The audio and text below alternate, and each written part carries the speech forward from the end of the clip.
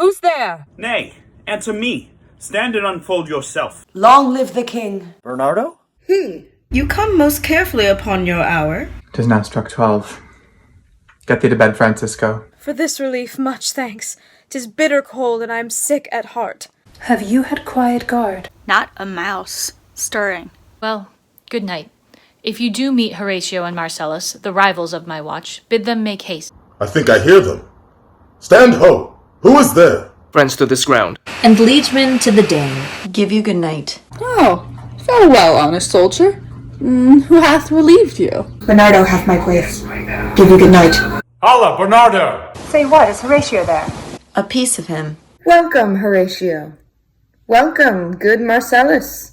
What? Has this thing appeared again tonight? I have seen nothing. Horatio says 'tis but our fantasy, and will not let belief take hold of him touching this dreaded sight twice seen of us.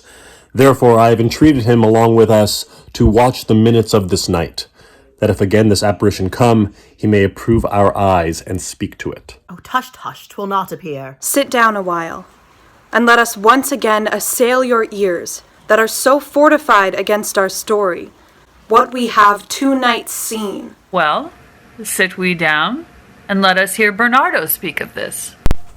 Last night, of all, when yond same star that's westward from the pole had made his course to illume that part of heaven where now it burns, Marcellus and myself, the bell then beating, one.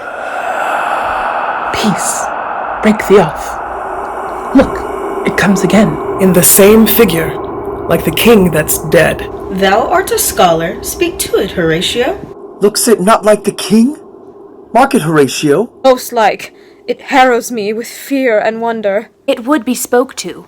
Question it, Horatio. What art thou that usurps this time of night, together with that fair and warlike form in which the majesty of buried Denmark did sometimes march? By heaven, I charge thee, speak! It is offended. See, it stalks away. Say, speak! Speak, I charge thee, speak! 'Tis gone and will not answer. How now, Horatio? You tremble and look pale. Is not this more than fantasy? What think you on't? Before my God, I might not this believe without the sensible and true avouch of mine own eyes. Is it not like the king? As thou art to thyself. Such was the very armor he had on when he the ambitious Norway combated. So frowned he once when in an angry parle he smote the sledded Polack on the ice. 'Tis strange. Thus twice before, and jump at this dead hour. With martial stock hath he gone bar a watch. In what particular thought to work, I know not. But in the gross and scope of my opinion, this bodes some strange eruption to our state. Good now, sit down and tell me, he that knows. Why this same strict and most observant watch so nightly toils the subject of our land? And why such daily cast of brazen canyon and foreign mart for implements of war?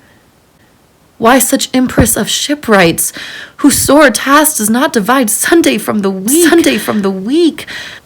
What might be toward that this sweaty haste doth make night join labors with the day? Who is to inform me? That can I.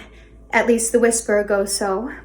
Our last king, whose image even but now appeared to us, was, as you know, by Fortinbras of Norway, thereto pricked on by a most emulate pride, dared to the combat, in which our valiant Hamlet, for so this side of our known world esteemed him, did slay this Fortinbras, who by a sealed compact, well ratified by law and heraldry, did forfeit with his life all those his lands which he stood seized of to the conqueror. Against the which a moiety competent was gauged by our king, which had returned to the inheritance of Fortinbras had he been vanquisher. As by the same covenant and carriage of the article designed his fell to Hamlet. Now, sir, young Fortinbras, of unimproved metal, hot and full, hath on the skirts of Norway, here and there, sharked up a list of lawless resolutes, for food and diet, to some enterprise that hath a stomach on it, which is no other, as it doth well appear unto our state, but to recover of us, by strong hands and terms compulsatory, those foresaid lands so by his father lost. This, I take it, He's the main motive of our preparations, the source of this our watch, and the chief head of this post-haste and rummage in the land. I think it be no other but e'en so.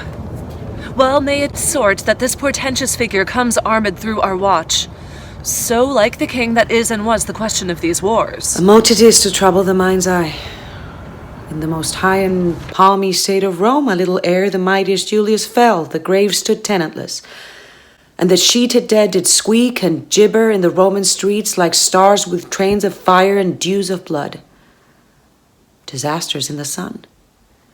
And the moist star, upon whose influence Neptune's empire stands, was sick almost to doomsday with eclipse. And even the like, precursor of fierce events, as harbingers preceding still the fates, and prologue to the omen coming on, have heaven and earth demonstrated onto our climature and countrymen. But soft, behold, lo, where it comes again. I'll cross it, though it blast me. Stay, illusion. If thou hast any sound or use of voice, speak to me. If there be any good thing to be done that may to thee do ease and grace to me, speak to me. If thou art privy to thy country's fate, which happily foreknowing may avoid, oh, speak. Or if thou hast uphoarded in thy life extorted treasure from the earth, for which they say, you spirits oft walk in death, speak of it. Stain, speak. Stop it, Marcellus. Shall I strike at it with my partisan? Do, if it will not stand. 'Tis here. 'Tis here. 'Tis gone. We do it wrong, being so majestical, to offer it the show of violence. For it is as the air invulnerable, and our vein blows malicious mockery. It was about to speak when the cock crew. And then it started like a guilty thing upon a fearful summons. I have heard. The cock that is the trumpet to the morn doth with his lofty and shrill-sounding throat awake the god of day. And at his warning, whether in sea or in fire, in earth or air, the extravagant and erring spirit hies to his confine, and of the truth herein, this present object made probation. It faded on the crowing of the cock. Some say that ever against that season comes wherein our Saviour's birth is celebrated. This bird of dawning singeth all night long, and then, they say, no spirit dare stir abroad. The nights are wholesome, then no planet strike, no fairy takes, nor witch hath power to charm. So hallowed and so gracious is that time. So have I heard, and do in part believe it. But look, the morn in russet mantle clad walks o'er the dew of yon high eastward hill. Break we our watch up, and by my advice let us impart what we have seen tonight unto young Hamlet. For by my life, this spirit done to us will speak to him. Do you consent we shall acquaint him with it, as needful in our loves, fitting our duty? Let's do it. I pray, and I this morning know where we shall find him most conveniently.